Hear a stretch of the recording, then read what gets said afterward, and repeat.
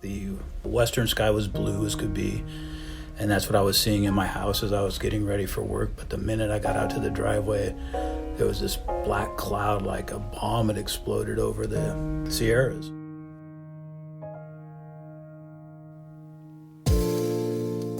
Welcome to Gray Area and our special year-end episode. I'm Julie Reynolds Martinez.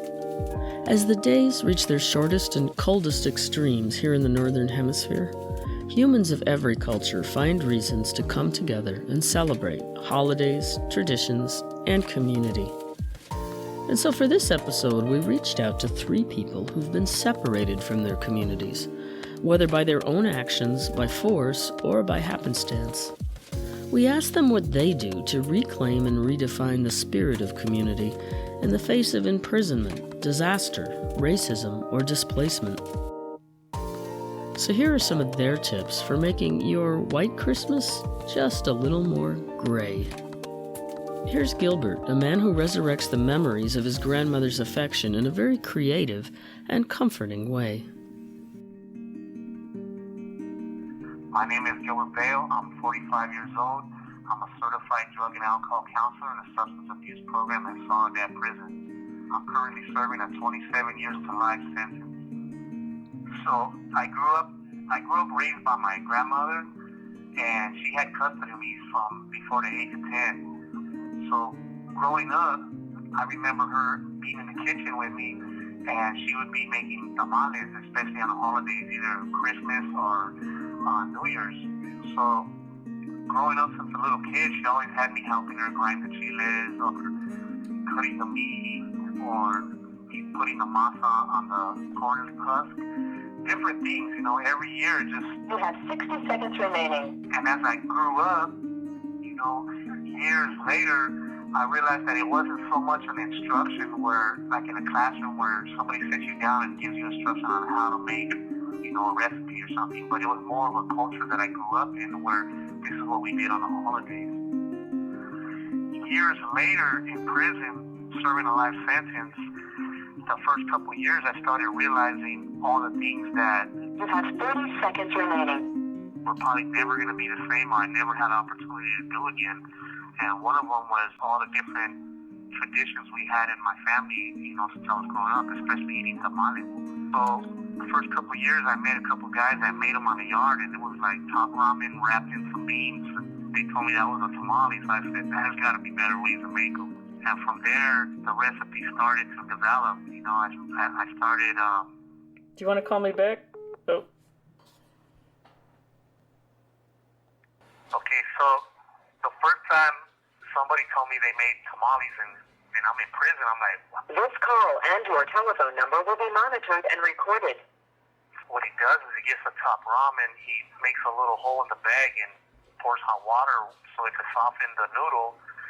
And he doesn't use the seasoning pack in it. He had cooked a little bit of like dehydrated beans.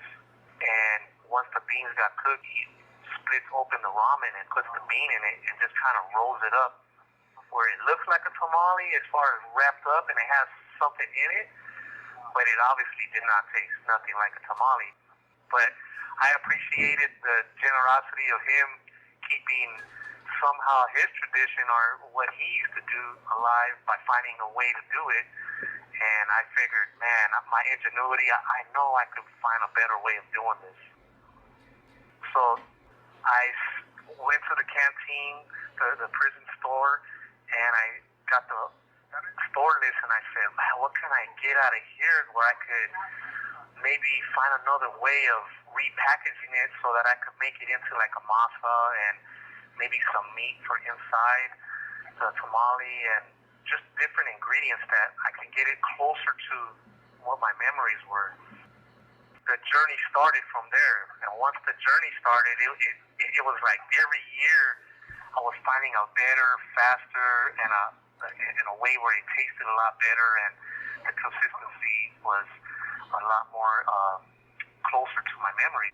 We made our first batch of tamales, and there was little chunks of potato chip as we ate it, and I said, oh, so we learned the lesson, you got to crush them all the way down. So I learned that spending about 45 minutes per bag of chips, crushing it sitting on the floor in the cell crushing it, I was like, this is going to take a lot more work than we thought. But I realized at that moment that I remember my grandma, like, she spent all day, sometimes 2 days, preparing the tamales.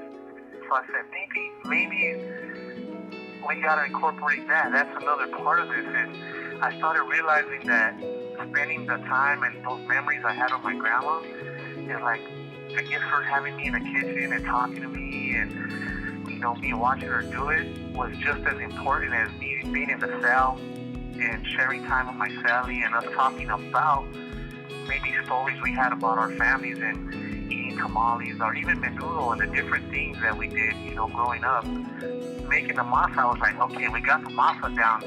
Now it's about the size, the proportion of the tamales. So the first couple of years, they were like all kind of different sizes because I didn't have like a way to make them all the same size. But I found a cereal bowl one time that it was a perfect radius, the roundness of it. And I said, well, maybe if I put the cereal bowl upside down and smashed it down and took the excess masa off, they'd be perfectly round. And I could get a uniform size of the tamale. And I was like, oh, that'll work. So from that year forward, yeah, the tamales were like, now they're uniform. So I got the consistency of the masa. Now they're the same size. It's like, all right, now we're starting to get somewhere. They're starting to look like the tamales I ate at home. You know, they were always the same, pretty much the same size. So we got that down. The meat, you know, different prisons, different times. Sometimes we had canned food at some prisons it's pouch food. So sometimes it's shredded beef, sometimes it's chunks of beef, sometimes there's no beef, and I had to use summer sausage. Oh, another big important part of making a tamale too was figuring out a way, because we don't have the corn husk. Well, I don't have the corn husk, how are we going to roll it? So we have like porters when they clean the tiers and the showers and the buildings where we live.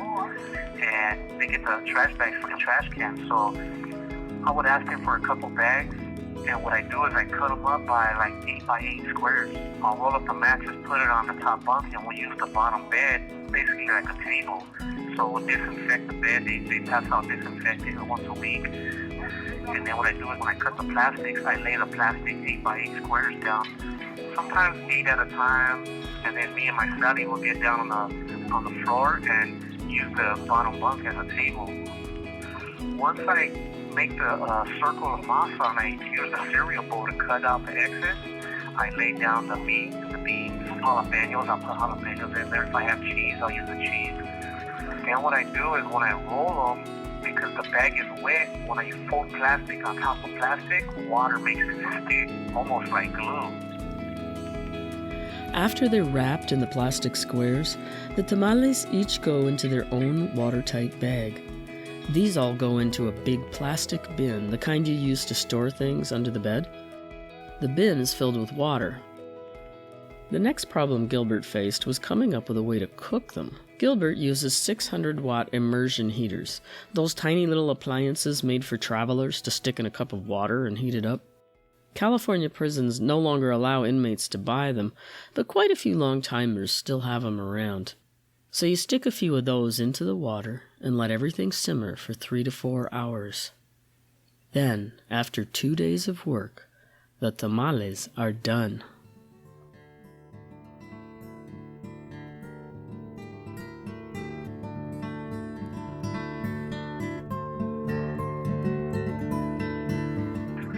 Everybody on the tier knows I make them, so they're already like, as soon as December gets here, they're like, hey, I'll pitch in. Let's make some tamales. This call and your telephone number will be monitored and recorded. When I make them, I like to, that's my little gift. You have 60 seconds remaining. I'll give them, a couple, maybe 2 each. So sometimes it just depends. I'll make anywhere from about 40 to 60 each year. So I want to eat them all day. Obviously, Christmas Eve and Christmas Day, me and my Sally, we're going to eat all day. We're going to watch sports and eat tamales instead of going to breakfast, lunch, and dinner. So it just depends. It depends on, because you have 30 seconds remaining. They take 2 days to make. So it's a lot of work, and if my family's willing to help me and learn how to make them, then that helps out a lot. The 20 years that I've been in prison, all the different sallies I've had where I've, on those holidays on Christmas where we made them, it was pretty cool because it was something I was able to share with my Sally, and he and him share with me, and and I've developed relationships. So, the tamales kind of develop and depend on what prison I'm at in. That's the thing about prison phone calls. You can't just call back. I was hoping to keep chatting with Gilbert, but his prison went on lockdown for weeks, and he hasn't been able to call. But I sure hope this season's tamales come out great.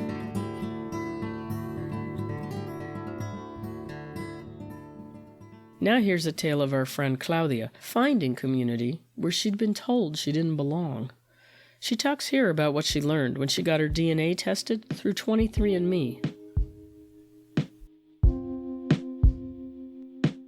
I'm Claudia Meléndez Salinas. I live in Salinas, California. I'm a writer, journalist, a mama bear, a cat lover. I grew up in a family that took a lot of pride in claiming that we came from Spain. And I'm sure that that's something that happens in a lot of families in Mexico. We grow up revering the fact that we came from Spain, and we refuse to believe we're Indians. And we're never told you were Indian. We are always told, oh no, that was a commentary that was in my family all the time. Oh no, we're not from here. We came from Spain. And we have this very big history of Papa Medardo. That's my great-great-grandfather who came from Spain and was tall and red-haired and blonde and beautiful, nothing like the Indians. So being told by DNA testing that I am more than 60% from this continent was not a shock, but it was different than the history that was told growing up. I'm a dark-skinned person, and I grew up feeling really angry about being told, you look like Indian, and angry not because I don't like being Indian, or I did back then. If you revere being a Spaniard and you don't look like one, you feel bad about that, but at the same time, you realize at some point that it's impossible to look like something you're not. Claudia is a reporter, novelist, and poet, and in her writing, she reclaims the symbol of the nopal, Mexican's iconic prickly pear cactus, as an emblem of pride and strength. I just wrote a poem.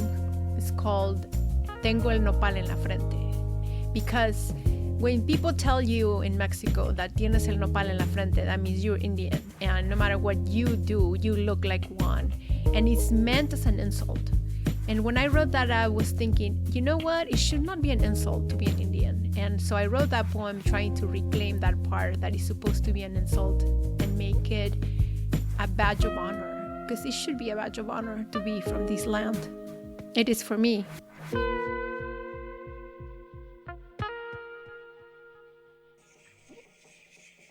I carry a nopal on my forehead, undeniable sign of my origin.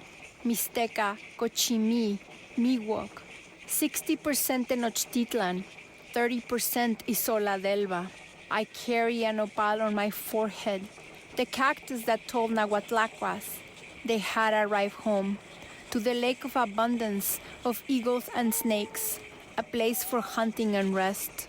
That ironic nopal paints my face the color of earth, of clay, of copal, of corn and squash blossom, of epazote and guasontle, of nochli and etl, of cacahuatl, chocolatl, guajolotl, and aucatl.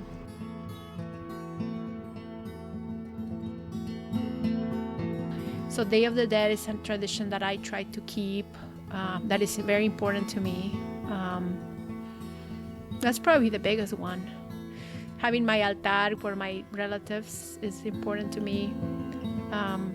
And eating indigenous food too. I like doing that, eating corn with calabazas and jitomate, chile. And if that's a tradition, but it's like eating from these lands. So This whole year has been really interesting as far as like rediscovering. And one thing that I've been doing more and more is like whenever I can, like if I have book presentations or things like that, I try to wear native garments from Mexico and beads and things like that. And when I pray, because I if I pray to ancestors. But I think it's important to me because what I think now is that we're here because the ancestors were able to put up with a lot of shit. They're very resilient. And so it means more to me to be thankful to them than it means to be thankful to a deity that I don't see. And I don't see the ancestors, but I feel them in my bones. My DNA is their DNA, and the DNA that got me here is their DNA of struggle and survival. I do try to go to celebrations that have like Aztec dancing and burning of the sage. I think that would be the most original to this land. I really dislike the gift-giving part of Christmas. I think it's so commercial. It really just drives me nuts because you feel obligated to give. You don't want to give, and then people give you, and you feel like a jerk for not giving back. And so that kind of bugs the hell out of me. Christmas we got together and had dinner and gave kisses to baby Jesus, and that was it. We never really did gift exchanging. So it wasn't, it's something I didn't grow up with, and it makes me very uncomfortable in this country. I like putting Christmas tree and Nacimiento, the crash. It's interesting because that's the European part, right? You can't really get rid of it. I am 30% European, Southern European, so it's really interesting because I think the next step for me is just reconciling that. I'm not pure Native American. I'm 30% European, so I have to make peace with that. And one thing I've been thinking a lot about that is that the Indians who survived the best were those who were incorporated into the mestizaje. So it made my ancestors survive. So maybe that's something I have to be grateful for and acknowledge. For Christmas, my grandma always cooked this fish dish. ¿Cómo se llama? Bacalao. My grandma always cooked bacalao for dinner, for Christmas dinner. And when I think back about the traditions, that was the one thing that my grandma always had to have for Christmas, bacalao. And I never really liked it. None of the kids liked it because when you're young, your palate is too young and you don't want to be tasting that burst of strong flavors. But I think about it, and I think that that's a dish that probably, I'm sure that came from Spain because that's a Spanish fish, but at the same time it's infused with tomato, which is Mexican, it's native. So you have these dishes that are so interconnected and they're so much of a fusion, right? And so I don't know. I just think it's interesting how our tradition is really like as intertwined as we ourselves as people are.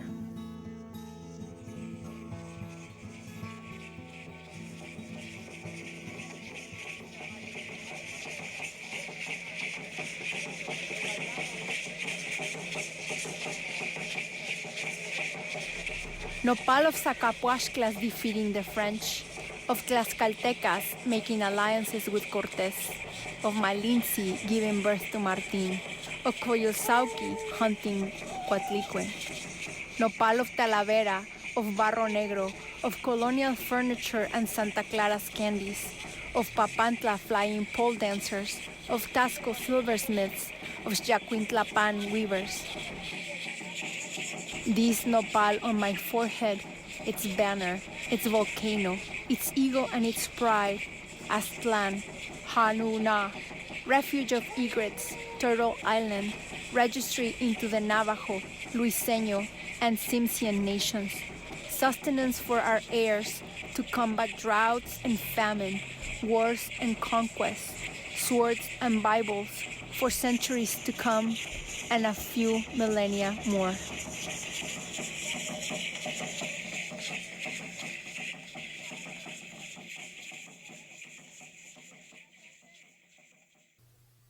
And finally, here's David, a longtime newspaper editor in Chico, California, whose staff is scarcely a quarter of what it used to be.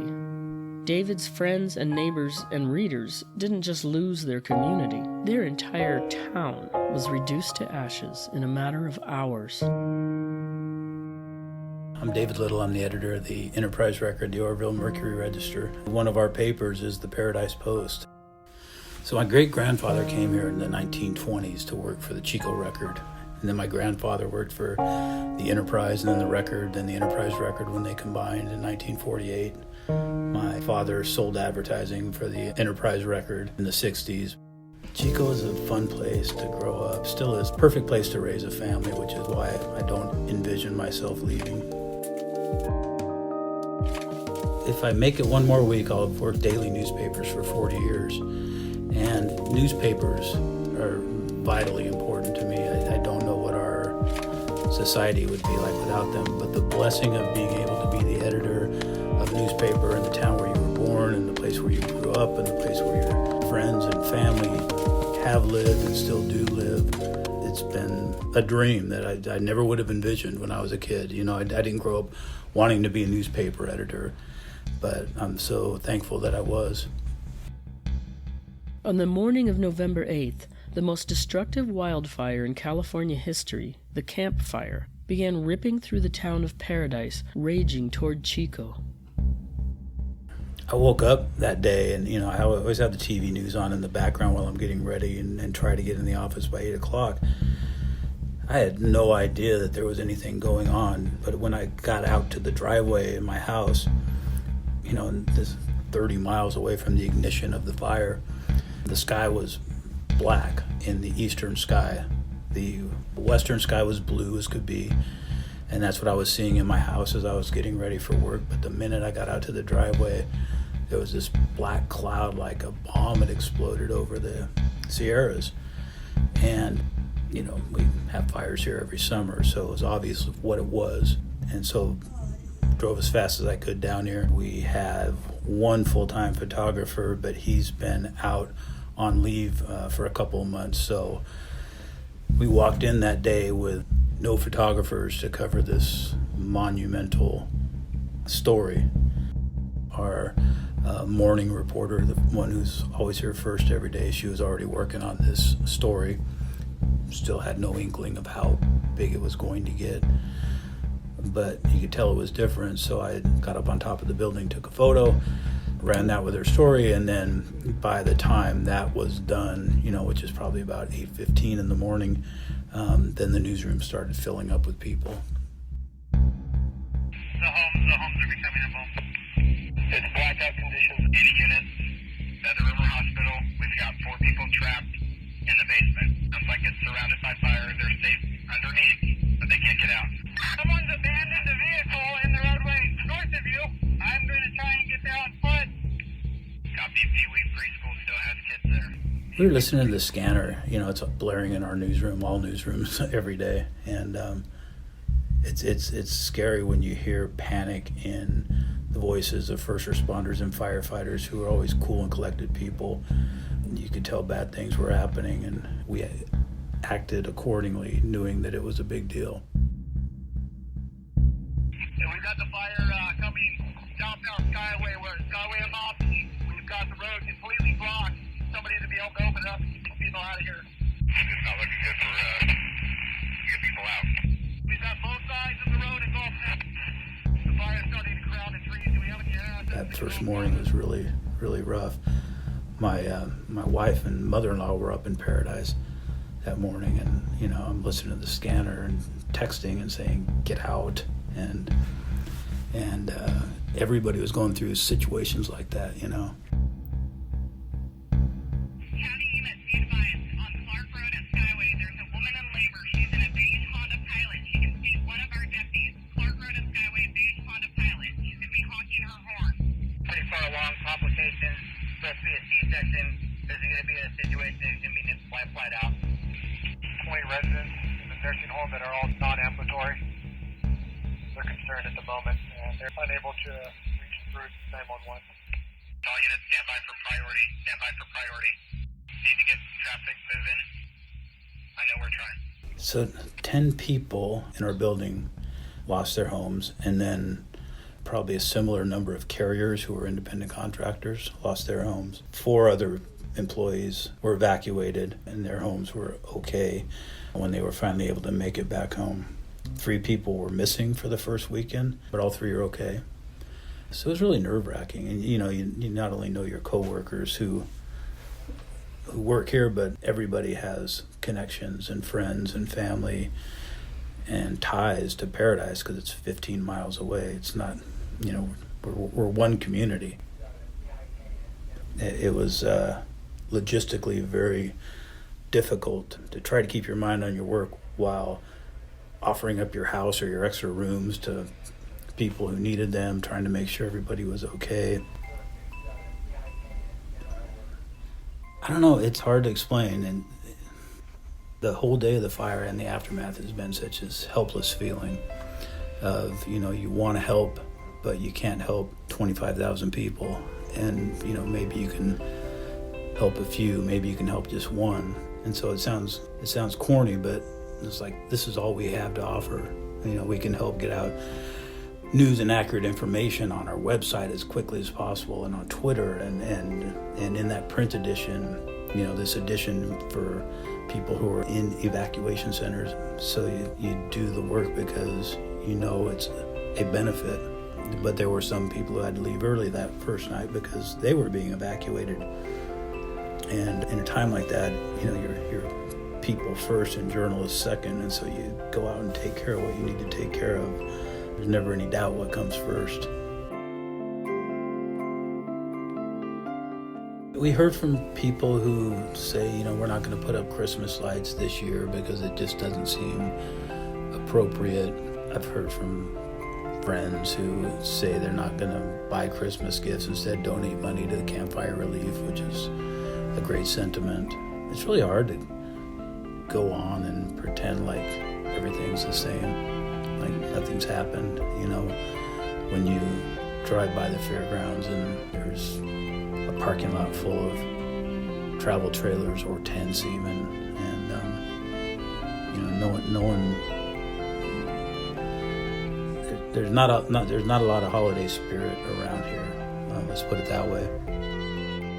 The one shining light we saw at Thanksgiving was just, there were so many people who want to help the community, and there were, by all accounts, more volunteers there than there were people to eat the free meal, and that makes you feel good. Like this community will recover, and there's nobody trying to rush the recovery process right now. When people don't have socks or warm clothes and are sleeping in tents when it gets down to 32 like it did last night, you realize what's truly important, and it's not the things under the tree or how big your meal is on Christmas night. It's so many other things that talk about perspective. These people who have nothing, and yet they still smile because they have their dog or their loved one or their vehicles, or they got out with something, and they are happy that they have a life. I love being around people like that because it puts things in perspective. No one complains about their little petty problems after you hear a story like that.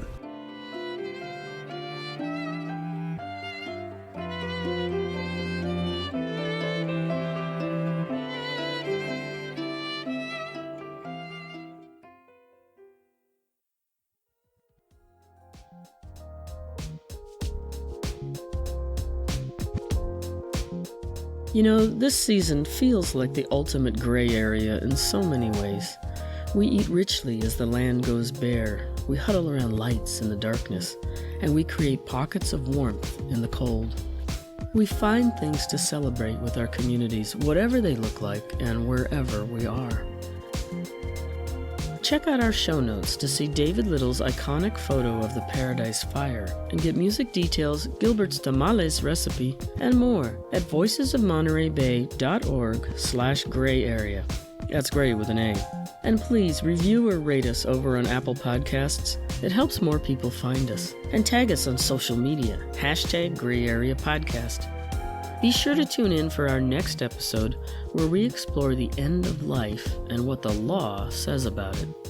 Music for this episode was by Ketsa, Monplaisir, Blue Dot Sessions, Dr. Turtle, John Bartman, and Lobo Loco, all from the Free Music Archive.